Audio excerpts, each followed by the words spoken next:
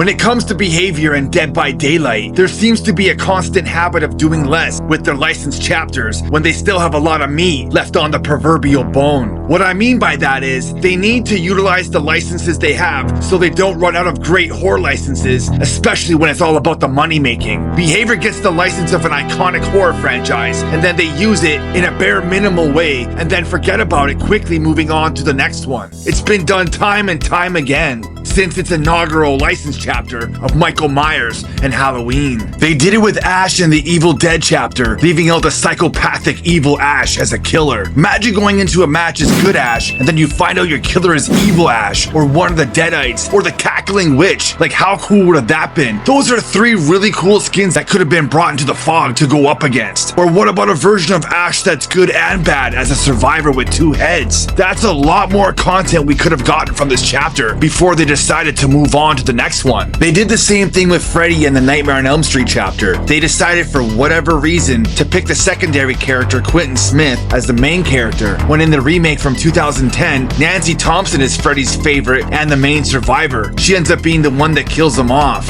So there's that, and all the other survivors that Freddy kills off throughout the film, like Jesse, Chris, Dean, and Marcus. So that's another 5 skins right there that they could have added into the chapter, or at some point thereafter, but instead moved on to the next chapter. Saw is another extremely successful franchise I'm shocked Behavior hasn't done more with. They brought in Amanda Young and Detective Tapp. Those are good characters to bring in, but there's so many more characters like the main bad guy, John Kramer, or my favorite survivor, Adam. Zepp and Dr. Gordon would have been really cool additions as well. Saw has so many movies in their franchise, but just based off of the original movie, there's a lot of characters that still could have been brought into the game, and Behavior just said, nope, forget them. I don't really understand it for the life of me. There's so much money to be made from the Saw franchise to help the game get better overall, and they just move right on to the next chapter. Now on to one of my favorite franchises that made their way into the fog, and that is Child's Play and the good guy doll, Chucky. Yes, they brought in Tiffany, but what about Andy? He's the main survivor that keeps Chucky going. He's his life source. He's the first person that Chucky revealed himself to, so you would think that there would be a fantastic reason to bring him into the game as a survivor. Plus, what I think that Behavior missed out on the most with this chapter is the map. Imagine the fun we could have in a toy factory, the place where the good guy doll was created. We could even have an alternate map that brings us to the toy store where Chucky first put himself into the doll. Just another great opportunity to cash in and delay having to drop another chapter 3 months after this one dropped. They could have dropped Andy or the babysitter as a mid-chapter release. But what I think would have been really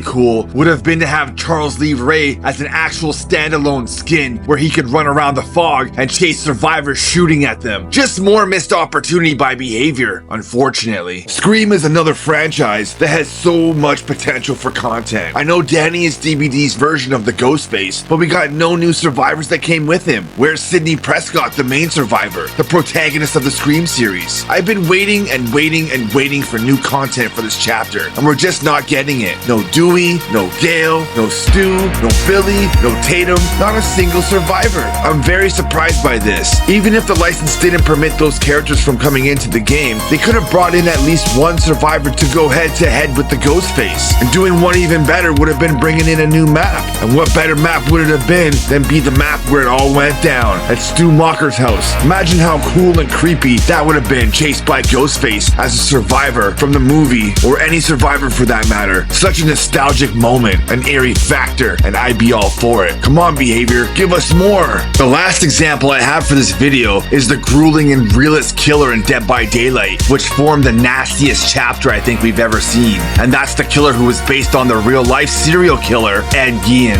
He was known for his grotesque acts, including using human skin to make face masks. Of course, I'm talking about Bubba Sawyer, aka the Cannibal, aka Leatherface. For such an iconic character in the horror movie genre, and such a well-known serial killer of our time, it was quite the surprise to me when he came into DVD that he didn't have a map or any survivors to go along with him, or even another skin as the hitchhiker. I was really hoping that the cannibal's first victim, Kirk, would be a survivor that we could get, but nope. Or how about one of the other 4 survivors from the movie, Sally the final girl, or Jerry, Pam, and Frank, but we couldn't get any any of them. Nothing. Not one of them. My point with this video is, if behavior slowed down and spent more time getting more content out with the chapters they already have, then they wouldn't need to be flying through chapters the way that they are, to the point all they really have left that's considered to be an iconic horror megastar is Jason Voorhees from Friday the 13th. But we all know that's never gonna happen. So because of this, we get killers that, to be honest, aren't scary at all. Like the Trickster, or the Houndmaster, or even the Deathslinger, or even the Legion. A bunch of kids who run around with knives, but really nothing scary going on about them besides how annoying they are.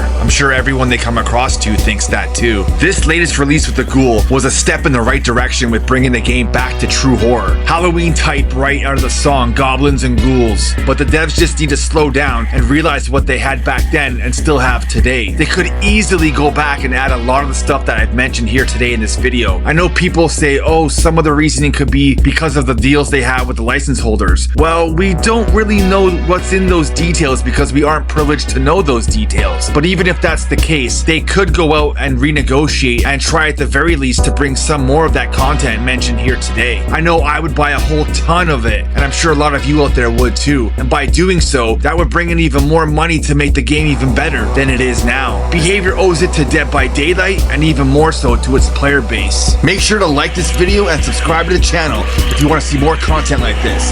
That's all for this video. See you in the next one.